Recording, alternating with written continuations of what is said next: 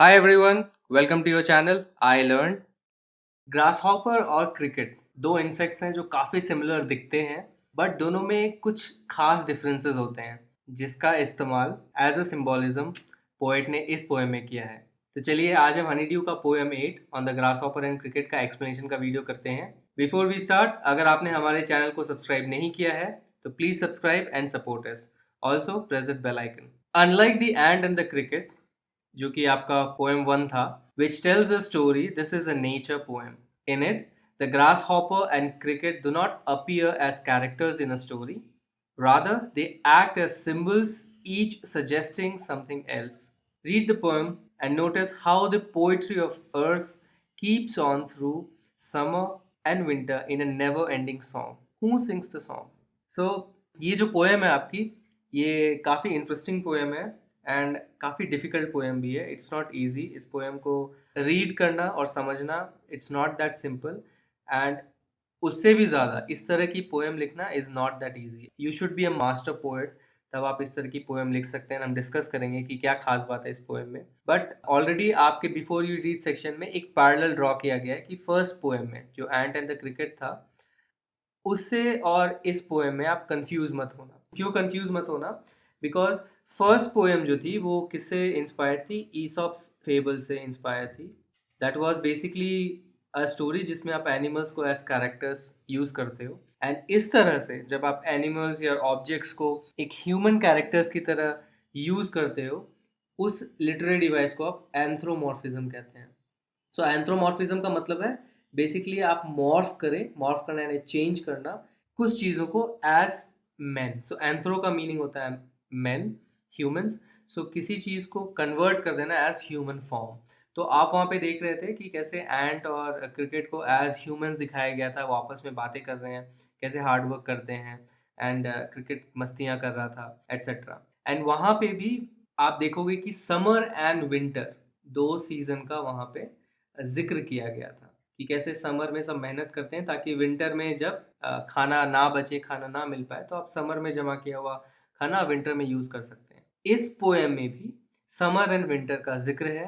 इस पोएम में भी इंसेक्ट्स हैं, यहाँ पे ग्रास हॉपर और क्रिकेट है, बट ग्रास हॉपर और क्रिकेट एक सिंबल की तरह यूज़ किए गए हैं। So again it's called symbolism. एक लिटरेरी डिवाइस है या पोएटिक डिवाइस आप बोल सकते हैं, जिसका यूज़ किया गया है जहाँ पे ग्रास हॉपर और क्रिकेट को एज अ सिंबल यूज़ किया गया है। So grasshopper for summer and cricket को for winter. So they symbolize कि वो एक सिंबॉलिक है, एक रिप्रेजेंटेशन है। समर के लिए ग्रास हॉपर, विंटर के लिए क्रिकेट। सो जब आप सिंबॉलिज्म बोलते हो तो इसका मतलब ये कि अगर आप ग्रास हॉपर को डिनोट कर रहे हो तो आपको समर की याद आएगी। वो रिप्रेजेंट कर रहा है सारी कैरेक्टरिस्टिक्स समर की। And in the same way cricket जो है विंटर की कैरेक्टरिस्टिक्स को डिपिक्ट कर रहा है। सो अगर आप यहाँ पे पिक्चर देखेंगे तो this is grasshopper and these are cricket. So even grasshoppers के भी बहुत सारे कलर्स और फॉर्म्स होते हैं, बट ग्रास हॉपर और क्रिकेट बहुत सिमिलर लुकिंग होते हैं। सो अगर आप दोनों को सुने ना, दोनों के साउंड को ना सुने, तो आपको दोनों बहुत सिमिलर दिखेंगे इन टर्म्स ऑफ उनका जो बॉडी स्ट्रक्चर है। ऑब्वियसली जब आप पिक द डिफरेंसेस करने जाएंगे कि हाँ मुझे बताओ कि दोनों में डिफरेंसेस क्या हैं, तो दोनों के साउंड क्वालिटी में डिफरेंस है कि वो किस तरह से साउंड निकालते हैं। एंड क्रिकेट थोड़ा सा श्रिल साउंड निकालता है, बहुत ही शार्प साउंड निकालता है। On the other hand grass hopper थोड़ी सी सॉफ्ट साउंड निकालता है। सो देर आर अदर डिफरेंसेस, उनका जो बॉडी का साइज है, उनका एंटेना का साइज है। सो ये आपके लिए एक छोटा सा वीडियो है जिसमें आप देखेंगे कि कैसे साउंड निकालता है ग्रास हॉपर एंड कैसे साउंड निकालता है क्रिकेट।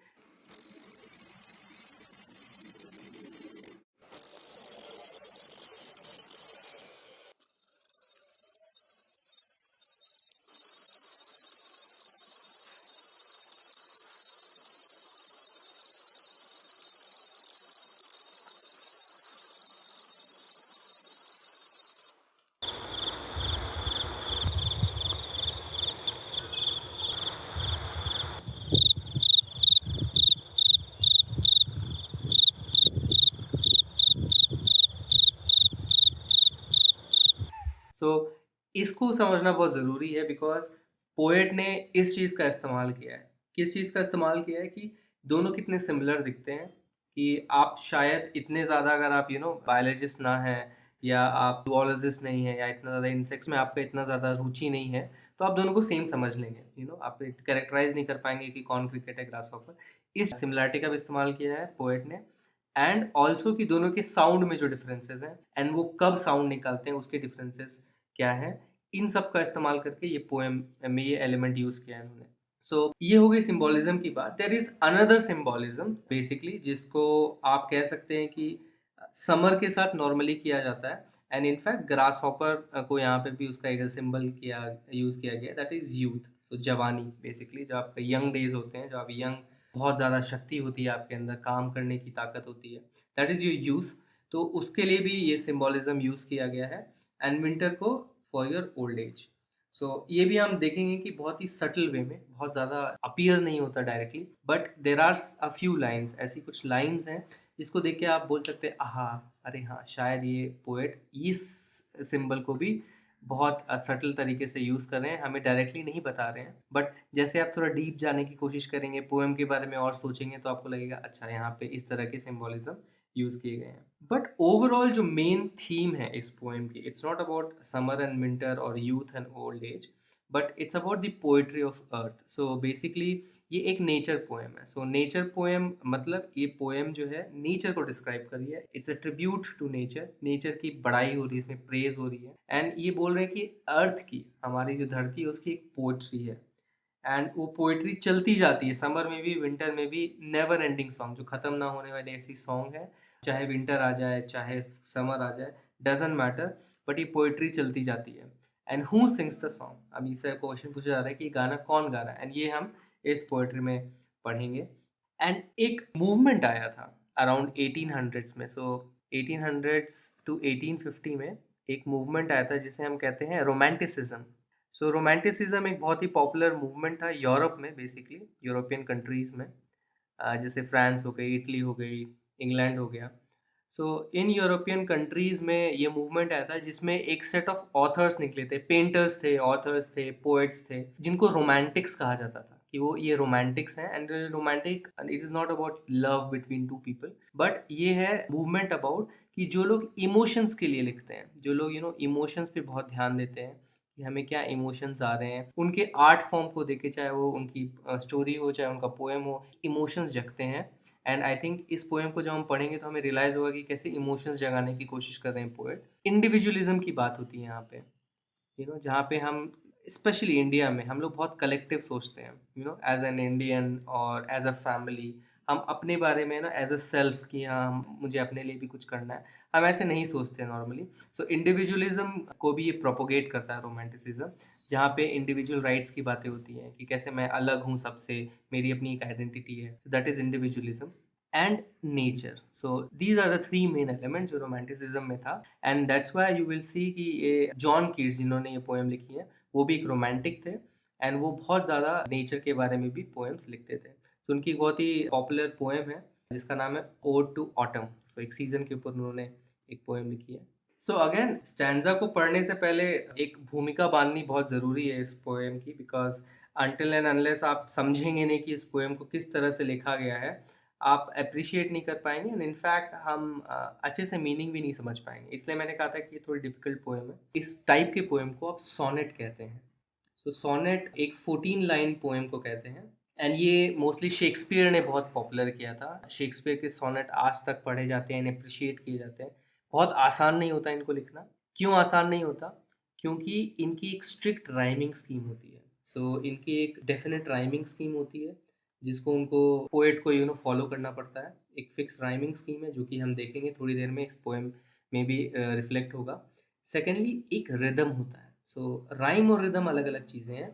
रिदम का मतलब क्या है? अगर आपको मैकाविटी पोएम याद होगी तो मैंने आपको वहाँ पे बताया था कि कैसे डडम डडम एक रिदम आता है, स्ट्रेस करना, एक सिलेबल को दूसरे सिलेबल को स्ट्रेस नहीं करना, तो उससे एक रिदम बनता है। एंड इस इन सोनेट्स की खास बात क्या है? ये हार्ट बीट का रिदम फॉलो करते हैं। एंड ऑब्वियसली हार्ट बीट का रिदम क्या है? डडम डडम। सो धक धक जिसको हम बोलते हैं। सो इंग्लिश में इनको डडम डडम रिदम बोला जाता है। एंड ये चीज़ मैंने आपको मैकाविटी पोएम में बताई थी। सो ये जो डडम रिदम है, जिसमें बेसिकली एक अनस्ट्रेस्ड होता है, कम स्ट्रेस होता है, एक में बहुत ज़्यादा स्ट्रेस होता है। सो ऑल्टरनेटिंग स्ट्रेस होती है एंड इसको हम बेसिकली यूज करते हैं समथिंग कॉल्ड इयाम्बिक पेंटामीटर। सो थोड़ी एडवांस ही चीज़ है but I think it's good, क्योंकि आपके सिलेबस में ये पोएम दी गई है तो it's good to appreciate something that is there. अगर आपको याद नहीं रहे, ये डिफिकल्ट लग रहा है तो कोई दिक्कत नहीं है, बट मैं आपको इसके बारे में थोड़ा सा बताता हूँ। सो एम्बिक पेंटामीटर में क्या होता है, ये ऐसे डडम ऑल्टरनेटिंग स्ट्रेस और अनस्ट्रेस्ड सिलेबल के 5 सेट्स होते हैं। मतलब आपके पास 10 सिलेबल्स होंगे जिसमें वे ऑल्टरनेट करेंगे स्ट्रेस में। एंड इन फैक्ट इसमें अगर हम कैलकुलेट करें, so the is one syllable, poetry is one and one, of is one syllable, earth is one syllable, is one syllable, never is two syllable, dead is one syllable।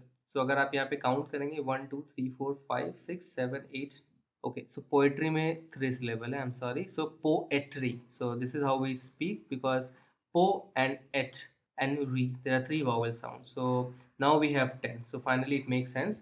so यहाँ पे आप देखेंगे तो इनका एक set बनता है। So it doesn't matter, ये जो डडम का जो सेट है वो एक वर्ड से दूसरे वर्ड में जा सकता है, एक वर्ड टूट सकता है, it doesn't matter, because word का टूटना इंपॉर्टेंट नहीं है, रिदम का रहना ज़्यादा इंपॉर्टेंट है, बिकॉज इन पोएम्स को एक सॉन्ग की तरह आप गाते हैं। सो जब आप इस पोएम को बोलेंगे और जिस तरह से इसको लिखा गया वो इस तरह से लिखा गया है कि आप पहले सिलेबल पे स्ट्रेस नहीं देंगे एंड सेकेंड पे स्ट्रेस देंगे।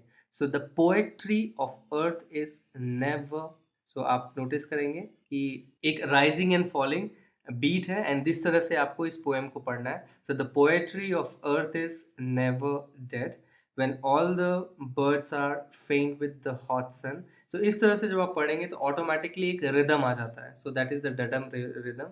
एंड ओनली डिफरेंस इज इस पर्टिकुलर चीज़ का एक एक्सेप्शन हो सकता है जिसमें आप एक एडिशनल सिलेबल ऐड करेंगे। सो यहाँ पे 10 सिलेबल्स हैं for example, but you will find that यहाँ पे 11 सिलेबल्स रहेंगे जिसमें लास्ट में एक एडिशनल अनस्ट्रेस सिलेबल रहेगा।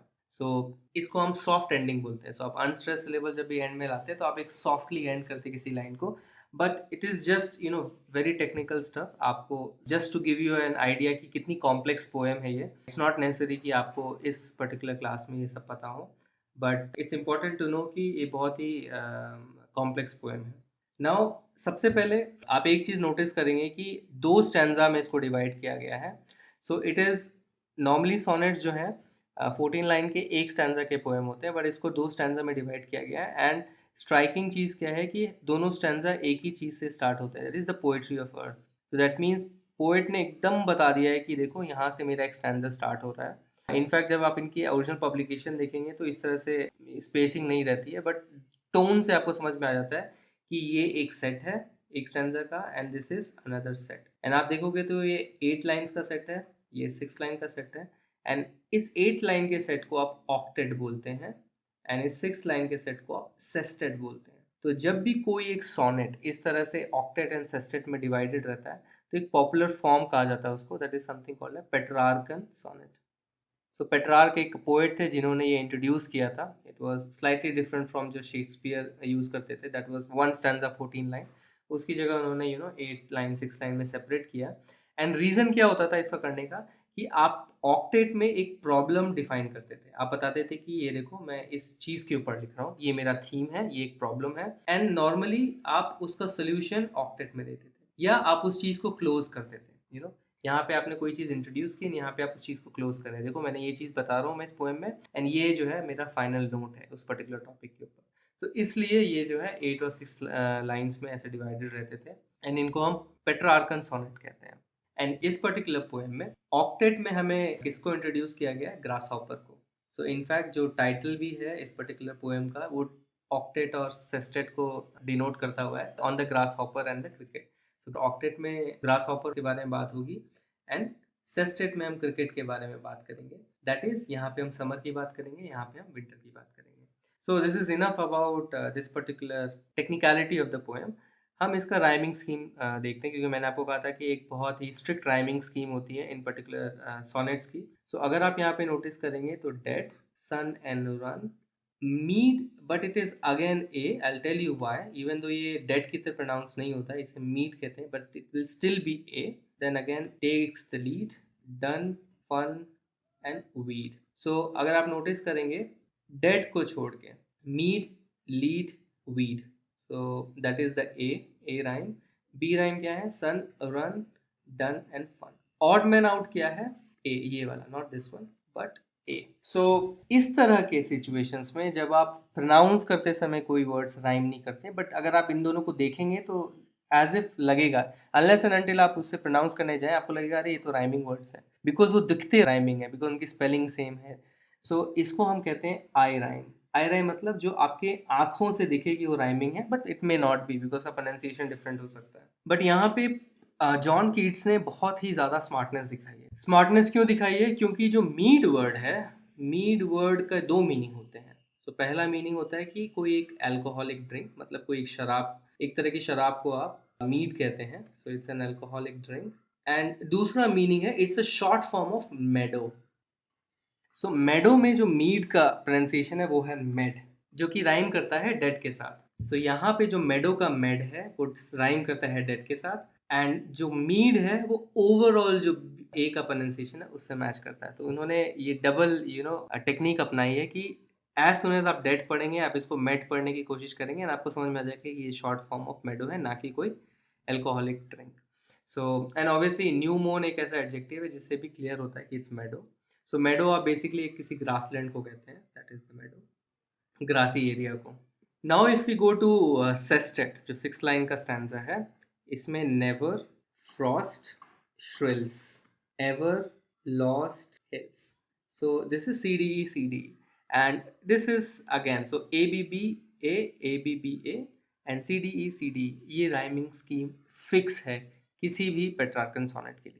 दैट इज़ वाई अगर आप इस तरह की पोएम को लिखते हैं तो आपको इतना स्ट्रिक्टली राइमिंग स्कीम फॉलो करना पड़ता है, and not just rhyming scheme, एक रिदम भी, डडम डडम वाला rhythm. So it's very difficult, and हम जब एक एक स्टैंजा को डिस्कस करेंगे तो हम बताएंगे कैसे टेक्निक लगाते हैं पोएट्स ताकि वो rhythm as well as in rhyming scheme दोनों को फॉलो करते हुए प्यारी सी पोएम, जिस तरह की ये पोएम है, उसको बना सकें. तो चलिए पहला स्टैंजा फाइनली अब हम पढ़ते हैं. The poetry of earth is never dead. When all the birds are faint with the hot sun and hide in cooling trees, a voice will run from hedge to hedge about the new mown mead or mead. That is the grasshopper's, he takes the lead. In summer luxury he has never done with his delights, for when tired out with fun, he rests at ease beneath some pleasant weed. So the poetry of earth is never dead. So earth की जो एक poetry है वो कभी भी dead नहीं है, कभी भी मरती नहीं है, हमेशा प्रेजेंट रहती है, हमेशा अलाइव रहती है. सो यहाँ पे पोएट्री का मतलब very in close in meaning is about rhythm, क्योंकि ये पोएम भी एक रिदम के साथ लिखी गई है. So it's about the rhythm and it's about that song, because एक सॉन्ग की क्वालिटी होती है इन तरह की पोएम्स की भी, एंड इस तरह के पोएट पोएम्स को एज अ सॉन्ग भी रेफर करते हैं, बिकॉज जो लोग सोनेट्स लिखते हैं उनको गाया जाता है इनफैक्ट स्टेजेस पे, तो उनके लिए पोएम्स जो है एक तरह की सॉन्ग ही हैं, सॉन्ग का फॉर्म है. सो पोएट्री ऑफ अर्थ का मतलब यहाँ पे हो गया एक रिदम या एक सॉन्ग ऑफ अर्थ, एंड ये कभी ख़त्म नहीं होती. इस तरह इन्होंने एक मूड सेट कर दिया कि फर्स्ट ऑफ ऑल कि एक नेचर के बारे में पोएम है, सेकेंडली मैं ये बता रहा हूँ कि जो ये पोएट्री अर्थ की कभी ख़त्म नहीं होती. तो इन्होंने ये सेट कर दिया मूड पूरे पोएम का. When all the birds are faint with the hot sun. So जब सारे पक्षी फेंट होते हैं, फेंट यानी कमज़ोर पड़ जाना, जब आपको चक्कर आ जाता है थकान से, सो टायर्ड एंड वीक जब आप होते हो तो उसको आप फेंट कहते हैं. तो जब वो थक जाते हैं एंड कमज़ोर पड़ जाते हैं विद द हॉट सन, मतलब गर्मी है, मतलब समर है यहाँ पे. तो यहाँ पे समझ में आ गया हमें कि समर सीजन है, एंड गर्मी के कारण क्या है, ये सारे पक्षी जो है थक गए हैं, कमज़ोर पड़ गए हैं, and hide in cooling trees, and इसीलिए वो कहाँ छुप जाते हैं, वो कूलिंग ट्रीज, ठंडी छाँव में पेड़ों के वो अपनी पनाह ले लेते हैं. तब क्या होता है, अ वॉइस विल रन, एक वॉइस जो है दौड़ेगा. सो इसको आप क्या बोलते हो, पर्सोनिफिकेशन, बिकॉज यहाँ पे एक इनह्यूमन चीज़ या इनएनिमेट चीज़ एक ह्यूमन की तरह या एक लिविंग बीइंग की तरह कुछ कर रहा है, तो इसको पर्सोनिफिकेशन कहते हैं. तो एक वॉइस, एक आवाज़ दौड़ेगी, and in fact this is also imagery at the same time, because जब भी आप सोचोगे image will run from hedge to hedge, आपके दिमाग में एक फीलिंग आएगी कि कैसे एक आवाज़ जो है, हेज यानी इस तरह के आप बुशेस की जो एक बाउंड्री बनती है, एक नीट सी, जिनको आप एज अ फेंस यूज़ करते हैं उसको आप हेज कहते हैं, कैसे उस पर्टिकुलर हेज में एक साउंड दौड़ेगी, तो आपको एक इमेज भी आता है, एक फीलिंग आती है। तो this is also imagery at the same time. A voice will run from hedge to hedge about the new mown mead. So mown यानी मोइंग बेसिकली, इसको आप लॉन मोयर बोलते हो फॉर एग्जाम्पल, जिससे आप घास काटते हो। तो जब भी आपके यहाँ अगर लॉन है, आपके आजू बाजू खेत हैं जहाँ पे लोग बेसिकली पिकनिक मनाते हैं, तो वहाँ पे जब घास बड़ी बड़ी हो जाती है तो उसको काटना पड़ता है, तो इसको मोइंग कहते हैं इस एक्टिविटी को। सो न्यू मोन यानी फ्रेशली मोन, फ्रेशली कट ग्रास है वहाँ पे, सो फ्रेशली कट। एंड मीड यानी यहाँ पे मेडो हो गया, सो यहाँ फ्रेशली कट मेडो यानी अभी अभी वहाँ पे घास काटी गई है। सो ये भी एक तरह की इमेजरी है। क्यों? क्योंकि जब जैसे फॉर एग्जांपल अगर मैंने आपको बोलूँ कि सूखी मिट्टी पे पहली बारिश पड़ती है, तो आपको सबसे पहले क्या दिमाग में आएगा? वो एक स्मेल, जिसे बेसिकली आप पेट्रिकॉर भी बोलते हो, जो सौंधी खुशबू मिट्टी की जिसे हम बोलते हैं। तो जैसे ही आप न्यू मोन मेड के बारे में सोचोगे, आपको जो फ्रेश कटी हुई ग्रास, आई डोंट नो अगर आपने कभी सूंघी है, बट जब भी घास फ्रेशली कटती है तो एक अलग सी खुशबू आती है, तो वो खुशबू आपके दिमाग में आएगी। तो यहाँ पे एक इमेज, एक सेंस, एक फीलिंग लेके आ रहे हैं, एक इमोशन भी आएगा आपके अंदर जब आपको वो स्मेल आप इमेजिन करेंगे एक फ्रेशली कट मेडो की, फ्रेशली कट ग्रास की। तो कौन दौड़ रहा है बेसिकली, किसकी आवाज़ दौड़ रही है? ग्रास हॉपर्स की। So this voice is of grasshoppers. So एक ग्रास हॉपर आवाज़ करते हुए हेज टू हेज जो है दौड़ रहा है, मतलब वो हॉप करता है। ग्रास हॉपर को अगर आपने देखा होगा तो एक प्लेस से दूसरे प्लेस वो जंप करता है, हॉप करते हुए जाता है। सो वो हॉप कर रहा है हेज टू हेज, तो यहाँ से यहाँ वो हॉप करते हुए जा रहा है। एंड उसकी आवाज़ जो है यहाँ पे दौड़ रही है। कब? भरी धूप में, जब सारी पक्षियाँ चुप हो जाती हैं, जब वो फेंट हो गई, मतलब उन्होंने गाना बंद कर दिया है, तो वो आके उसकी आवाज़ दौड़ रही है। He takes the lead. Taking the lead मतलब अगर कोई पीछे हट गया और आप आगे बढ़ के कोई चीज़ कर रहे हैं, तो उसको लीड लेना कहते हैं, कि आप लीडर बन गए हैं बेसिकली। तो क्या चीज़ के लिए वो लीड ले रहा है? गाना को गाने के लिए। इस गान को गाने के लिए वो लीड लेता है। And this is nothing but the poetry of अर्थ। इसी की बात कर रहे हैं पोएट, कि ये जो पोएट्री है वो nothing but the sounds of nature. जो बर्ड्स गाना गाती हैं, जो ग्रास हॉपर आवाज़ें निकालता है, ये पोएट्री है, ये sounds of nature is poetry. And अब जब बर्ड्स थक जाती हैं, चुप हो जाती हैं, तो ग्रास हॉपर जो है लीड ले लेता है। एंड इन फैक्ट वो लीड कैसे लेता है? ग्रास हॉपर भी उस समय है, बर्ड्स भी उस समय है, बट बर्ड्स की आवाज़ बहुत ज़्यादा तेज़ होती है, ग्रास हॉपर की बहुत सॉफ्ट होती है। तो जब बर्ड्स चुप हो जाती हैं, तब पूरी तरह से शांति नहीं होती, तब आपको ग्रास हॉपर्स की आवाज़ जो है सुनाई देने लगती है। तो इसका मतलब ऐसे भी समझ सकते हैं कि ग्रास हॉपर जो ऑलरेडी थे वहाँ पे, लेकिन अब उनकी आवाज़, जैसे रात में आप देखते हो तारे तो हर समय रहते हैं, लेकिन जब जब तक सूरज नहीं ढलता है तब तक तारे आपको नहीं दिखते। सेम थिंग, ग्रास हॉपर्स की आवाज़ सॉफ्ट होती है, तो जैसे ही बर्ड्स की आवाज़ बंद हो जाती है तब आपको इनकी आवाज़ सुनाई देने लगती है। He takes the lead in summer luxury. So उसके लिए समर क्या है? लग्जरी है। सो लग्जरी बेसिकली उसके लिए एक खुशी का टाइम है। It is basically it's pleasure time. तो उसको अच्छा लगता है समर में। जो बर्ड्स हॉट सन में फेंट हो रही हैं, at the same time grasshopper को वो समर पसंद है, उसके लिए लग्जरी है। He has never done. So he has never done का मतलब he is never tired of it. So यहाँ पे आप देख रहे हैं कि कैसे कॉन्ट्रास्ट लेके आ रहे हैं, कि यहाँ पे पक्षियाँ जो हैं हॉट सन से टायर्ड हो रही हैं, बट यहाँ पे सेम लग्जरी, बेसिकली प्लेजर आप बोल दीजिए, आप हैप्पीनेस बोल दीजिए। सो यहाँ पे ग्रास हॉपर के लिए ये प्लेजर का टाइम है, हैप्पीनेस का टाइम है, और वो कभी थकता नहीं है इससे। सो नेचर के पास इस तरह का सेटअप है कि कभी भी उसकी पोइट्री बंद नहीं हो सकती है। अगर हॉट सन किसी जानवर के लिए दुखदाई है, तो दूसरे जानवरों के लिए वही चीज़ एक लग्जरी है, एंड वो उसमें खुश होके गाना गा रहा है with his delights. He has never done with his delights. Delights यानी अगेन हैप्पीनेस और pleasure. So he is never tired of this pleasure, for when tired out with fun. और जब वो थक जाता है इस मस्तियों से, इस फन से, तब वो क्या करता है? वो शांति से बैठ जाता है beneath under some pleasant weed. तो जिस तरह से बर्ड्स बैठ जाती है कूलिंग ट्रीज में, वैसे जब ये थक जाता है अपनी मस्तियों से गा गा के थक जाता है, तब वो रेस्ट करता है under some pleasant weed. Weed का मतलब कोई वाइल्ड प्लांट। सो आपने देखा होगा जब भी एक फर्टाइल ज़मीन होती है जहाँ पे अच्छी मिट्टी होती है, वहाँ पे बहुत सारे पौधे अपने आप उगने लगते हैं। किसी ने बीज नहीं डाले होते फिर भी उगने लगते हैं। इनको आप वीड कहते हैं, वाइल्ड प्लांट्स। तो किसी वीड के नीचे बेसिकली वो जाके रेस्ट ले लेता है। The poetry of earth is ceasing never. So again इस सेम थीम के साथ पोएट ने स्टार्ट किया है। सो अब ये क्या बोल रहे हैं कि मैं इस आइडिया को रेनफोर्स कर रहा हूँ। सो सो मैंने आपको बोला था कि प्रॉब्लम प्लस सोल्यूशन वाला नॉर्मली कॉन्सेप्ट होता है ऑक्टेट सेस्टेट का, बट यहाँ पे इट्स बेसिकली एक आइडिया उन्होंने दिया, प्लस अब इस आइडिया को वो स्ट्रॉन्ग कर रहे हैं। तो इट्स लाइक री इन्फोर्सिंग द आइडिया, इसको कहते हैं हम री इन्फोर्स करना। री इन्फोर्स यानी किसी चीज़ को और स्ट्रॉन्ग करना, उसको सपोर्ट करना और उसको स्ट्रेंथ देना। तो इस आइडिया को वो री इन्फोर्स कर रहे हैं। क्या आइडिया है कि पोएट्री ऑफ अर्थ कभी भी ख़त्म नहीं होती, सीजिंग यानी stopping, so it is never going to stop. On a lone winter evening, when the frost has wrought a silence from the stone, there shrills the cricket song in warmth increasing ever, and seems to one in drowsiness half lost, the grasshoppers among some grassy hills.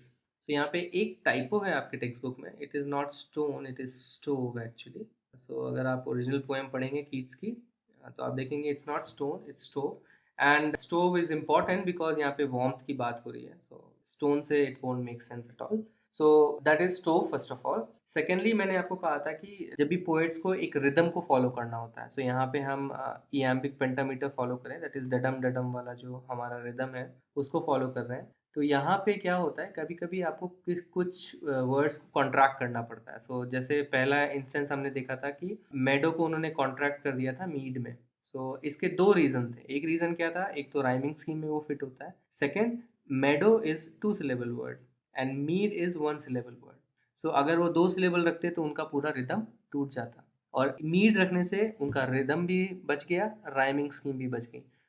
आप imagine कर सकते हैं कि इस तरह से words के साथ खेलना आपको कितनी ज़्यादा स्किल चाहिए इंग्लिश लैंग्वेज की। सिमिलरली इन्होंने इस वर्ड के साथ किया है लोन। लोन का यहाँ पे मतलब है लोनली, लेकिन अगर आप लोनली वर्ड यूज़ करेंगे तो इसमें 2 सिलेबल है, लेकिन लोन में एक ही सिलेबल है। अगेन इन्होंने लोन वर्ड इसलिए यूज़ किया है बिकॉज यहाँ पे उनको फिट करना है अपना रिदम। यहाँ पे क्या कह रहे हैं पोएट कि एक लोनली विंटर इवनिंग में, विंटर का समय आ गया, अब हम विंटर में एंटर कर गए हैं, विंटर की शाम है और frost has wrought a silence. Wrought का मतलब होता है ब्रॉट बेसिकली। फ्रॉस्ट क्या है, साइलेंस को लेके आया है, पूरी शांति हो गई है। फ्रॉस्ट यानी ठंड। जो आइस के क्रिस्टल्स जो हैं जमा हो जाते हैं ठंड के समय, चारों तरफ ठंड की एक परत लग जाती है, एक बर्फ की परत, उसको आप फ्रॉस्ट कहते हैं। तो फ्रॉस्ट पूरी हर चारों तरफ ठंड है और उसने क्या लेके आए, एक शांति लेके आ गए, सब शांत हो गए हैं। From the stove there श्रिल्स।